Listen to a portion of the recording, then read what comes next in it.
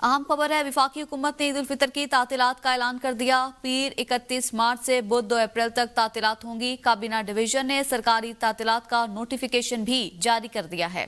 ईद उल फितर के हवाले से नोटिफिकेशन जारी कर दिया है। काबीना डिवीजन ने सरकारी तातीलात का नोटिफिकेशन जारी किया है और इसका आगाज़ 31 तारीख से होगा। वफाकी हुकूमत ने ईद उल फितर की तातीलात का ऐलान किया है। पीर 31 मार्च से बुध 2 अप्रैल तक तातीलात होंगी।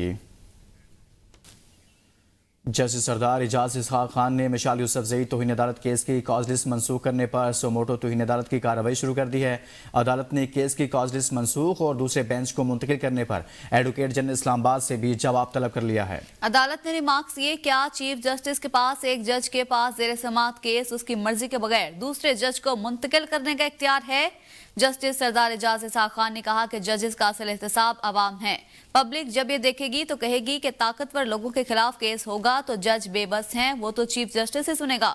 मैं ये कार्रवाई इन तमाम सवालात को तय करने के लिए शुरू करने जा रहा हूँ। अवाम को मालूम होना चाहिए कि हाई कोर्ट के जज अदलिया की आज़ादी पर इस तजावीज़ को भी बर्दाश्त नहीं करेंगे। इस खबर से मुतल्लिक आपको बताएं, मैं ये कार्रवाई इन तमाम सवालात को तय करने के लिए शुरू कर रहा हूँ। जस्टिस सरदार एजाज इसहाक की जानिब से ये कहा गया है। इसी पर मजीद बात करेंगे अपने नुमाइंदे इब्राहिम अब्बासी से। इब्राहिम, बताइएगा मजीद क्या रिमार्क्स दिए गए अदालत की जानिब से? जी बिल्कुल, मिसाल यूसुफजई को जो है वो बानी पीटीआई से मिलने की इजाज़त ना देने के खिलाफ जो है वो तो इन्हें अदालत की दरख्वास्त के ऊपर आज समाअत हुई है, जो क्योंकि लार्जर बेंच बना दिया गया है रियाला जेल सुपरिटेंडेंट की दरख्वास्त के ऊपर, जिसके ऊपर सरदार एजाज इसहाक खान साहब ने आज जो है वो एडवोकेट जनरल इस्लामाबाद को जो अदालत के सामने तलब किया और उसमें ये कहा कि ये क्या चीफ जस्टिस के पास एक जज के पास से जेर समाअत केस दूसरी किसी अदालत में जो है वो अपनी मर्जी से ट्रांसफर करने का इख्तियार हासिल है। एक पार्टी के अगर 3 केस हों तो चीफ जस्टिस को दरख्वास्त दें तो जेर समाअत केस कैसे किसी दूसरे जज के पास जो है वो मुंतकिल कर दिए जाते हैं। जस्टिस सरदार एजाज इसहाक खान साहब ने मजीद जो है वो रिमार्क किए कि अवाम को मालूम होना चाहिए कि हाई कोर्ट के जज अदलिया की आज़ादी पर इस तजवीज़ को बर्दाश्त जो है वो नहीं करेंगे।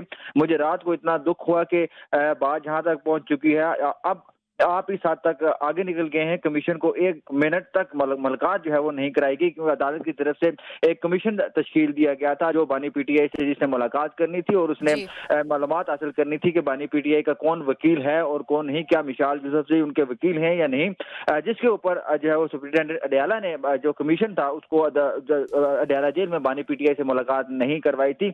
एडवोकेट जनरल इस्लामाबाद से भी जवाब तलब कर लिया गया है। इब्राहिम अब्बासी तफसीलन आगाह कर रहे थे, बहुत शुक्रिया। मुस्तफा आमिर के अगवा और कत्ल का केस, मुलजिम अरमगान के वालिद कामरान असगर कुरैशी को शामिल तफ्तीश करने का फैसला। पुलिस ने कराची की इंसदादी दहशतगर्दी अदालत को आगाह कर दिया। पुलिस रिपोर्ट के मुताबिक मुलजिम अरमगान ने मुस्तफा आमिर को कत्ल के फौरी बाद अपने वालिद को आगाह किया। मुलजिम कामरान असगर कुरैशी ने पुलिस को इत्तला के बजाय बेटे को रूपोशी का मशवरा दिया। मुलजिम अरमगान अपने वालिद के मशवरे पर शिराज के हमरा स्कर्दू और दीगर इलाकों में रूपोश रहा। प्रोसिक्यूशन ज़राए के मुताबिक मुलजिम अरमगान की इंसदादी दहशतगर्दी कोर्ट में तकरार और ड्रामा है। मुलजिम अरमगान ने वालिद को गिरफ्तारी से बचने के लिए अमेरिका जाने का कहा। इस हवाले से आपको आगाह करें और मजीद तफसीलात जानते हैं नुमाइंदा ABN न्यूज़ अली हसन से। जी अली हसन, बताइएगा आज इस केस में क्या पेशरफ्त हुई? जी बिल्कुल, मुस्तफा आमिर के अगवा और कत्ल केस में पेशरफ सामने आई है, जिसमें जो है वो मुलजिम अरकमान के वालिद कामरान असगर कुरैशी को भी शामिल तफ्तीश करने का फैसला किया गया है और पुलिस की जानिब से इस मुतल्लिक इंसदाद दहशतगर्दी की अदालत को आगाह भी कर दिया गया है। पुलिस की जानिब से जमा कराई रिपोर्ट में यह बताया गया है कि मुलजिम अरकमान ने मुस्तफा आमिर को कत्ल के को ये इतला दी कि जो है वो है, जिसके बाद मुलजिम कामरान असगर ने पुलिस को दिया ने अपने वालिद के मशवरे पर साथ ही मुलजिम शिराज के साथ जो है वो स्कर्दू समेत दीगर इलाकों में रूपोश रहा। इस मौके पर जो है वो प्रोसिक्यूशन ज़राए का ये भी कहना है कि मुलजिम अरगमान की गुज़िश्ता रोज समाअत के मौके पर इंसदाद दहशतगर्दी अदालत में जो टकरार हुई थी वो एक ड्रामा है। मुलजिम अरगमान ने वालिद को गिरफ्तारी से बचने के लिए अमेरिका जाने का कहा है, जबकि अगर मुलजिम कामरान कुरैशी गिरफ्तार न हुआ तो किसी भी वक्त वो फरार हो सकता है। जी बहुत शुक्रिया, अली हसन कराची से बता रहे थे। आपको बताएं, आलमी बैंक ने पाकिस्तान के लिए $102 मिलियन कर्ज की मंजूरी दे दी। आलमी बैंक के मुताबिक कर्ज की रकम मैक्रो क्रेडिट और माइक्रो फाइनेंस के लिए इस्तेमाल हो सकेगी।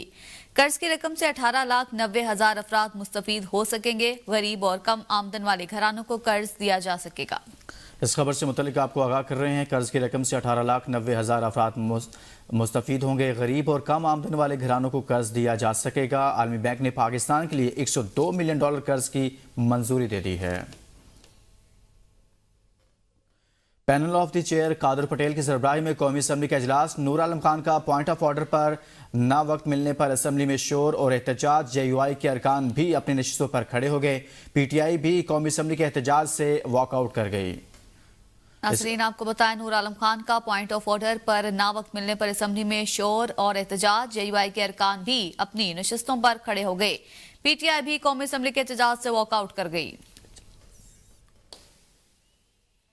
خبر دیں آپ کو، فارمیسی کونسل پاکستان کا بڑا فیصلہ۔ ملک بھر میں موجود گھوسٹ فارمیسی کالج بند کرنے کا عندیہ۔ نئے فارمیسی کالجز کی رجسٹریشن تا حکم ثانی بند۔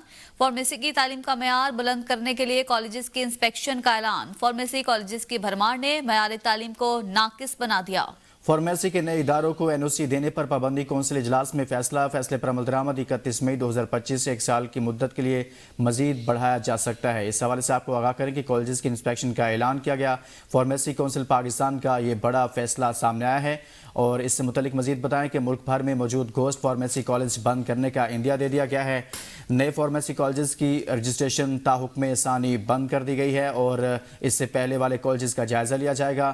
تعلیم کا معیار بلند کرنے کے لیے کالجز کی انسپیکشن کی جائے گی۔ مزید بات کریں گے ندیم چودھری سے۔ جی ندیم، کہیے گا فارمیسی کونسل پاکستان نے کیا فیصلہ کیا مزید؟ جی بالکل، فارمیسی کونسل پاکستان کے نائب صدر کی جانب سے ایک مراسہ جاری کیا گیا ہے، جس میں کہا گیا ہے کہ ملک بھر میں موجود فارمیسی کالج بند کرنے کا کہا گیا ہے۔ نئے فارمیسی کالج کی رجسٹریشن تا حکم ثانی بند کر دی گئی ہے۔ فارمیسی کی تعلیم کا معیار بلند کرنے کے لیے کالجز کی انسپیکشن کا بھی اعلان کیا گیا ہے۔ اس وقت ملک بھر میں فارمیسی کو ٹیکنیشینز کے 700 سے زائد ادارے موجود ہیں، اور فارما ڈی کے 200 سے زائد ادارے موجود ہیں، لیکن تعلیم کا معیار اس معیار نہیں ہے کہ ان کو بچوں کو آگے روزگار دیا جا سکے۔ اور فارمیسی کونسل کا کہنا ہے کہ بچوں کا روزگار پہلے سے ہی موجود مارکیٹ میں موجود روزگار کے مطابق ان کے کالجز موجود ہیں، اور ان کالجز کی ایک بار پھر سے انسپیکشن ہوگی، اور جو کالجز معیار پر پورا نہیں اترتے ان کو بند بھی کر دیا جائے گا۔ جی ٹھیک، بہت شکریہ ندیم چودھری، اس حوالے سے آگاہ کر رہے تھے۔ اور اب آپ کو بتائیں، سابق کمشنر اور ان کی بیٹی کا سیرین ایئر کی پرواز میں ہنگامہ۔ کیبن کریو ممبر پر حملہ۔ سائمہ جوگیزے نے حملہ کر کے خاتون کا ناک اور دانت بھی توڑ دیے۔ مسلسل ہنگامہ آرائی کرتی رہی۔ ASF نے دونوں کو تحویل میں لے لیا ہے، جبکہ زخمی کیبن کریو ممبر کو فوری طور پر اسپتال منتقل کیا گیا۔ اسی پر مزید بات کریں گے زمان مغل سے۔ زمان، بتائیے کیا معاملہ پیش آیا ہے؟